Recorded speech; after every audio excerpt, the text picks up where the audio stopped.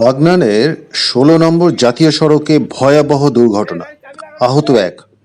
ঘটনাটি ঘটেছে মঙ্গলবার বাগনান থানার অন্তর্গত আশারিয়ায়।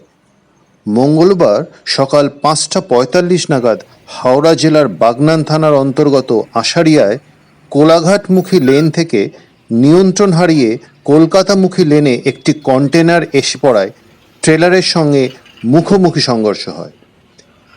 তৎক্ষণাৎ এলাকাবাসীদের তৎপরতায় কন্টেনারের চালককে উদ্ধার করে বাগনান গ্রামীণ হাসপাতালে পাঠানো হয়। এই ঘটনার জেরে ১৬ নম্বর জাতীয় সড়কে দীর্ঘক্ষণ যানজটের সৃষ্টি হয়। ঘটনাস্থলে বাগনান থানার পুলিশ গিয়ে দুটি গাড়িকে সরিয়ে যান চলাচল স্বাভাবিক করে।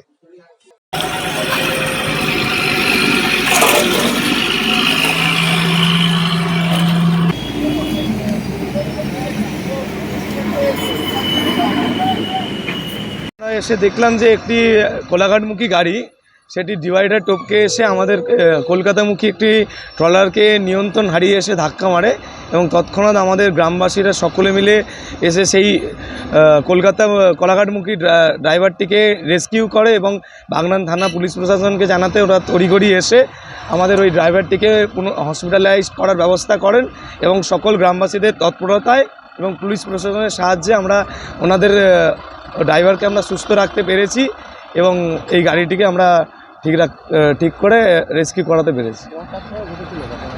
এই ঘটনাটি ঘটেছিল ঠিক 6:45 নাগাদ।